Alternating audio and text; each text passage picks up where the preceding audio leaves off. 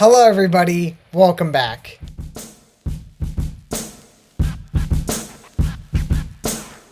So for this video, I'm going to dive into John Krasinski's latest film, If. Let me start off by saying I appreciate John Krasinski. He's a quadruple threat, an amazing actor, director, comedian, and writer. His debut film, A Quiet Place, was a solid movie. The way it was written and shot gave me hope that comedians like John Krasinski can make amazing horror films. However, If is a different story. John Krasinski has technically made 2 films. I'm not counting A Quiet Place Part 2 because story-wise, it's the same as A Quiet Place. If is his 3rd film, but his 2nd original story. And even though If is imaginative, creative, and magical, it falls off pretty hard. This is not the worst movie I've ever seen.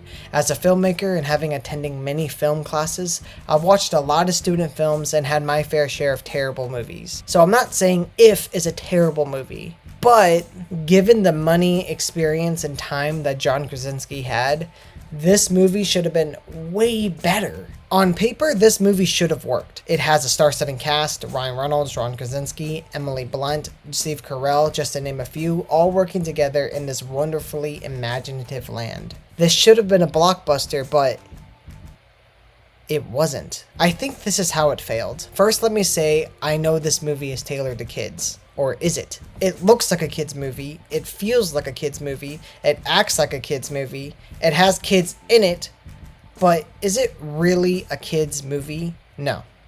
Not at all. It's more of a movie for adults who want to be kids, which is a message and theme I can get behind. However, don't promote it as a kids movie and then throw a curveball to the audience when they pay for a ticket and realize that the adults in this movie can relate to it more than the children. But Josh, a lot of kids love Finding Nemo, and that movie has a lot of adult subject matter. That's my point.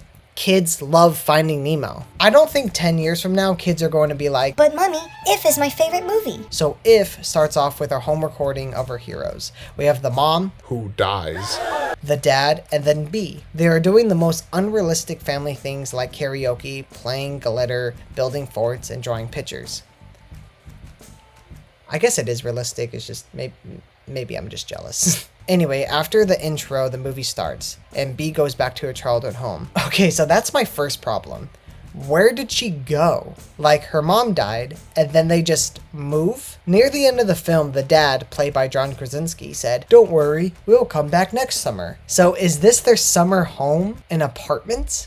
I need more movie, please. It's okay to have some exposition once in a while. So B is there with her grandmother, and she's looking around like, "Wow. Whoa, I remember this. What? Oh, wait. This actress doesn't have any personality, so of course she doesn't do that." She reminds her grandmother and the audience that she's no longer a kid, which I thought throughout the film she's going to learn that being a kid is awesome and maybe she shouldn't have to grow up too fast. Is that the message? No, because about 10 minutes later, all of a sudden she's like, "Well, I'm a kid." I guess not understanding the message is what made me so mad about this film. You need substance. Yes, you created a magical, wonderful, imaginative world, but buddy, you need to do more than that. Where's the story? Okay, maybe I'm just being impatient. Maybe this is one of those movies where you have to keep watching and at the end it all ties together. So we learn that B is the only one who sees these imaginary friends. Oh, I'm sorry. Ifs. Sorry.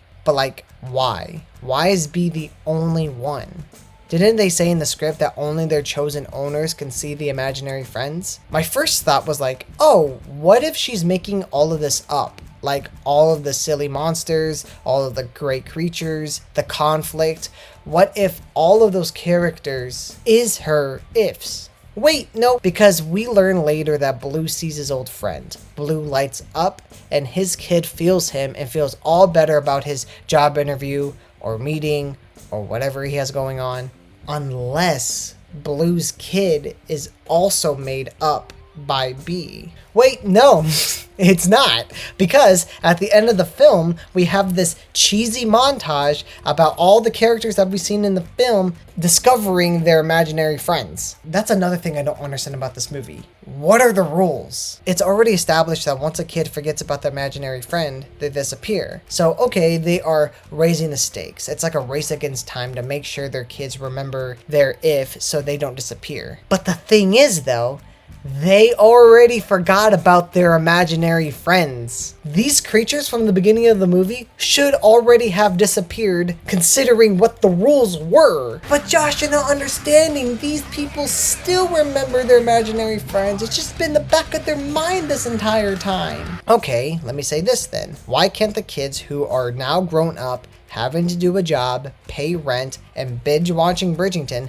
see them? Again, I have to appreciate John Krasinski for creating a magical world, and honestly, it is a breath of fresh air and super cool, but I just wish it was written better. Rewrite time! Okay, so if I was given the opportunity to write this film, this is how I would have done it. First, I'll establish that Calvin is B's if right off the bat. There was no reason to keep that a twist because, not gonna lie, I kind of figured that out a quarter of the way through the movie when Calvin and B were on the train heading to the nursery home. When they were talking and then like how she was asking him questions and then she was like looking at him. I understand its subtlety. I understand that it's a type of movie where you watch back and then you're like, oh, he's an imaginary friend the whole time. Look, watch, yeah. It's kind of like John Krasinski was trying to do The Sixth Sense, where if you watch that movie over and over and over, you notice how Bruce Willis never interacts with any of the characters. I think that's what he was trying to do, but you don't need to do that if this is a kid's movie. So I would build a relationship between Calvin and B when B was a child. Then I would not spend so much time on B and her dad because honestly, I don't care about the dad. I don't know who he is. I don't know why he's in the hospital. I don't know what surgery he's going to have. I just don't know. So I would take that storyline out completely. Instead, I will make Calvin the main character. A lost if stuck in an apartment building just waiting for B to come back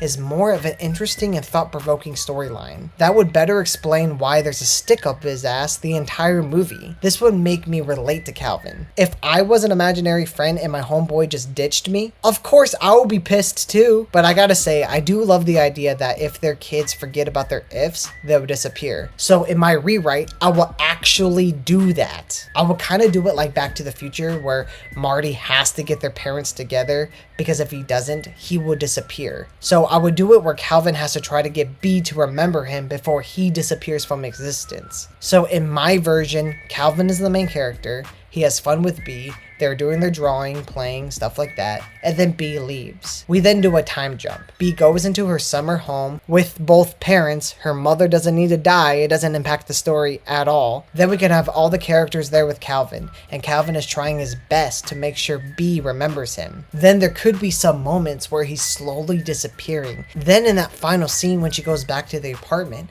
it makes that scene way more impactful when she finally sees him and Calvin hands her the balloon. Yes, my version is a little more dark and sad, but I feel sad and dark things are what John Krasinski is great at. That's how I would rewrite the film. I feel like that would have made it way better. The message could be like, don't forget your inner child and really establish that. Don't forget about the imaginary friends you made because they probably helped you out through your childhood. Something like that. It's like he was trying to distract us with all this creative and fun stuff. I didn't feel anything when she was crying when her dad was in this hospital about something that we don't even know. So why was that even there to begin with? So my final thoughts. I love John Krasinski's directing style, and If does have an amazing shots. It's just all ruined with the direction and where the script was going. So even though I love the idea and the concept, the substance is what killed it for me. So I'm going to give If a disappointing 4 out of 10. If you guys really liked that review, please drop a comment and let me know what other movies I should review.